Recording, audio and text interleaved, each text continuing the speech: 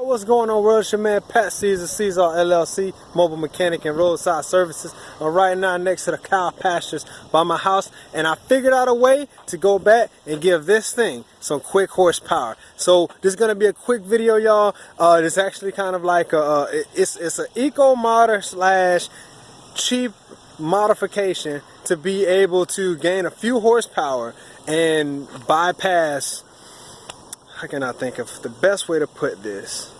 Spending money on parts that you don't want to spend money on temporarily. So without further ado, I'm going to show you guys how I gain roughly 2% horsepower, or 2 horsepower and a 2% gain in miles per gallon on this thing right here. Let me show y'all what I'm talking about. Promise you you'll catch me. Promise you you'll catch me. Alrighty, the old trusty Toyota Corolla 1.8 liter, mixing that washer fluid reservoir. So I'm going to show you guys something. You see that? Now I don't advise this. That is a 19 millimeter open socket wrench. And this belt that is on here, I found this on an eco modder site because this Toyota Corolla, I guess I should probably back up. This Toyota Corolla doesn't come with a belt that eliminates the power steering. 1.8 liter, non-turbo, missing my washer reservoir cap. Probably should put this power steering reservoir fluid cap on and fix this tensioner. But I had consequently deleted the power steering for temporary. So let me see if I can get a better picture. That's power steering pump right under this tensioner that I have zip tied open to this 19 millimeter wrench. Yeah, I know this is a little gangster, but I had to do this for test purposes and for the sake of me waiting to get the parts shipped in. Good old Rock Auto. But they don't make a belt for this. So essentially that right there, that pulley is for the power steering. And this hose is for the power steering. So what happened is, also while waiting on parts, I temporarily put this hose on the power steering pump right there.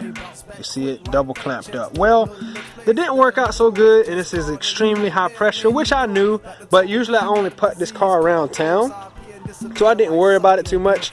I just put it on there and figured, you know, it'll work until the part comes in. Well, lo and behold, it was a back order and I could not get it in the time frame that I thought. And that hose blew off and consequently locked up the power steering pump. Now, I probably should have just not drove it. I got plenty of other cars to jump in, but I was, you know, being myself and saying, you know what, I'm gonna try this anyway. And it worked for a day. So now I am at my plan B, now still waiting for that power steering line to come in. And now I need a new tensioner too, because this thing was already bad. But the tensioner would not tighten the belt that I have on here now. So I'm not going to make this too long of a winded video, but I'm explaining the logic behind this whole thing. So you see, when you disconnect power steering or AC or anything else that runs directly off of the engine, it gives it an increase because now the engine has a little bit less weight or mass rotation that it has to drag from, so it can deliver more horsepower through the transmission, i.e. going to the wheels. I got rid of the power steering and doing a few studies from a website called Eco Modder. One person actually did this same exact mod, and I think he gained like 3% miles per gallon and 3 horsepower. And I roughly estimated this a little bit less because doing one trip with it in the gas, it only went up by 2% instead of the 3%. But that doesn't include the horsepower itself. That's just how many miles per gallon that it gets. And I'm roughly at 40. So this thing is pretty phenomenal. And that's the reason why, I mean, the car itself, I love this car. Look at this thing. I love this car. Half of it fell apart. I put it back together, it fell apart, put it back together. But the car still runs. And so the problem is, it's not worth as much as it would probably cost to put the whole thing back together like I would like to. Woo, the sun blinded me. So the game plan is Listo. All right. The game plan is to just tweak the car as much as I can without destroying. Oh yeah, that helps. You see that in the reflection? Yeah, there we go.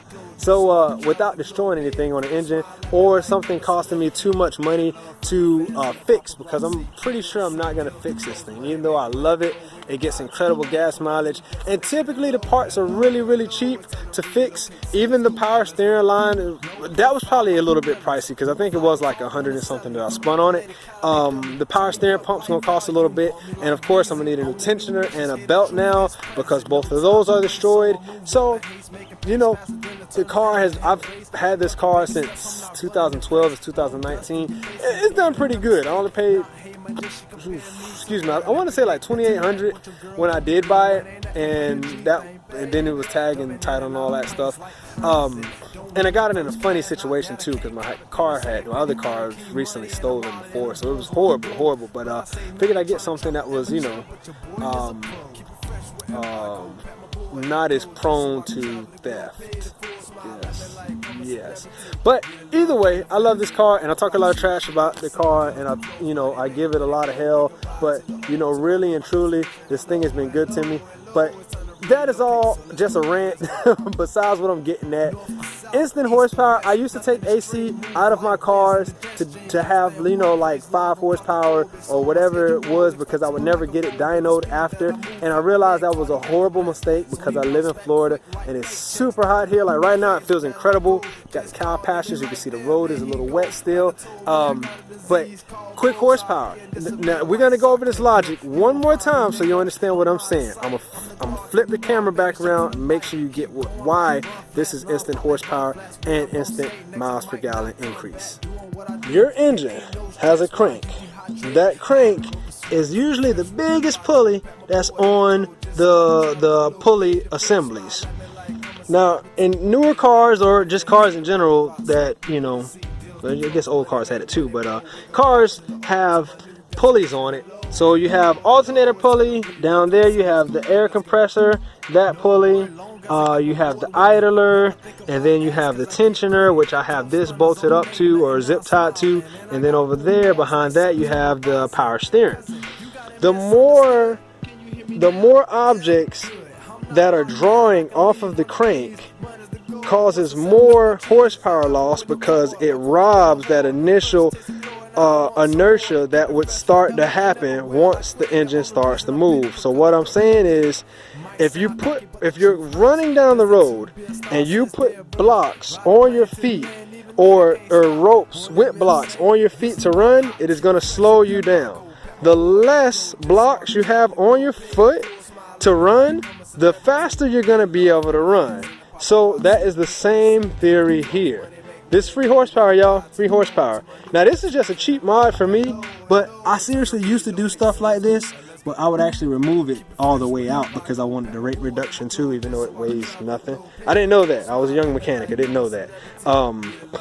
But yeah, so thanks to that link on EcoModder, I did see a slight increase in gas mileage, which I guess it didn't matter because this thing is phenomenal gas mileage anyway. It's just as peppy as it was. I mean, maybe another horsepower or 2 horsepower tops, but it feels incredible. It's cheap, and it's gonna hold me until my new parts come in. So, quick horsepower, Toyota Corolla. If y'all got some Civics out there, y'all want to race, you holler at me. I swear to God, I'm ready. I am ready. Until next time, mi gente, vi pro mundo beneficio siempre. Peace.